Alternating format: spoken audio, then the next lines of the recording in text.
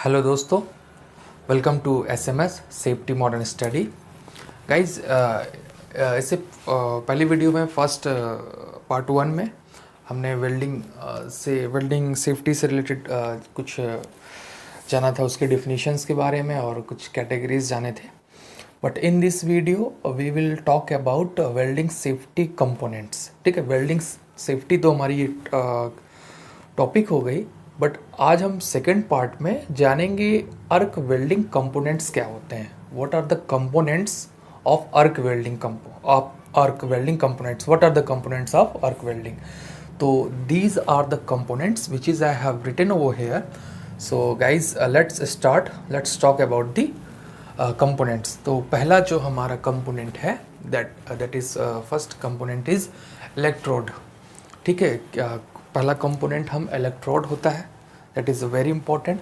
ठीक है, और उसके बाद में सेकंड में है हमारा इलेक्ट्रोड होल्डर। जो होल्डर होता है इलेक्ट्रोड का, मैं थोड़ा साइड में इस तरीके से, ये इलेक्ट्रोड आपका, सॉरी, ये आपका इलेक्ट्रोड होगा और ये यहाँ पे इस तरीके से करके ये होल्डर होता है। ठीक है,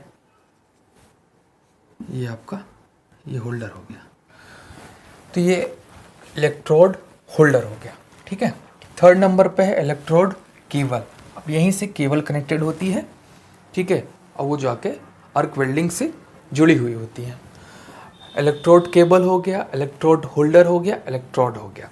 अब इलेक्ट्रोड के बाद हम बात करेंगे वेल्डिंग मशीन, एसी और डीसी। मतलब वेल्डिंग मशीन जो होती है एसी होती है, अल्टरनेट करंट में होती फॉर्म में होती, और डीसी करंट में होती है, डायरेक्ट फॉर्म में भी होती है। ठीक है, जिसे हम डायरेक्ट करंट कहते हैं, डीसी का मतलब। और हमारा last is that work cable.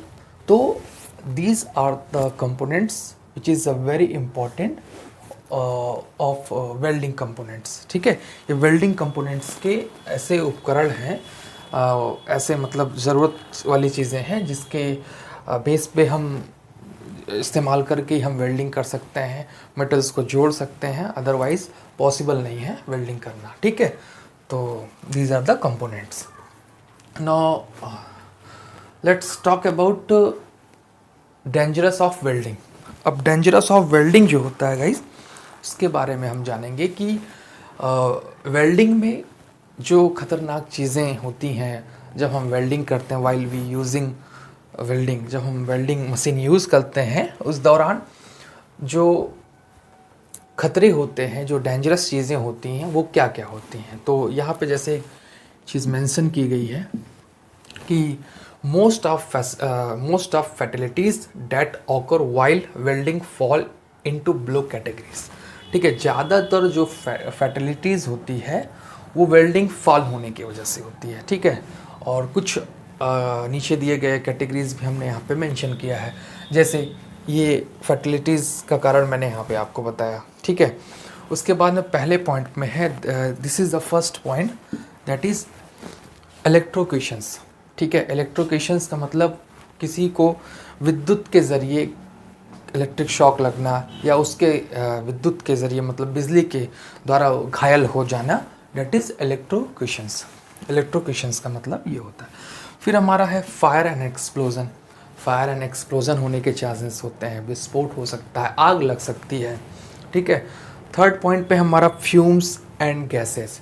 भाई जब हम वेल्डिंग का प्रोसेस करते हैं तो उसमें फ्यूम्स जनरेट होते हैं, धुआं बहुत सारी होती हैं, और उसके साथ साथ गैसेस भी उत्पन्न होती हैं, रिलीज़ होती हैं, क्रिएट होती हैं, जिसके कारण जो है हमें इनहेल करने से हमारे बॉडी में लंग्स में प्रॉब्लम्स क्रिएट हो सकती है। ठीक है, जिसके कारण हमें जो है असमर्थ हो सकते हैं, अस्थमा की बीमारी हो सकती है, ब्रोंकाइटिस हो सकती है, बहुत सारी चीज़ें हैं, वो तो डिजीज़ में आता है। ठीक है, बट ये गैसेस से, फ्यूम से क्या नुकसान होते हैं वो अलग बात है। बट यहाँ पे हम जो बात कर रहे हैं कि हैज़ार्ड से जो ये चीज़ें हैं जुड़ी हुई हैं, फ्यूम्स एंड गैसेस, तो फ्यूम और गैसेस हमारे लिए नुकसानदायक है, हमारे लिए खतरे हैं। ठीक है, उसके बाद है कन्फाइन स्पेस। कन्फाइन स्पेस में हम भी इसके खतरे मौजूद होते हैं, जिससे हमें हार्म हो सकता है, क्षति पहुंच सकती है। उसके बाद में रेडिएशन एक्सपोज़र। ठीक है। इसमें रेडिएशंस जो जनरेट होता है, जो क्रिएट होता है, जिसके संपर्क में आने से लोगों को नुकसान पहुंच सकता है, क्षति हो सकती है, हानि हो सकती है और फॉल हो सकते हैं, फॉल हो सकता है, गिर सकता है।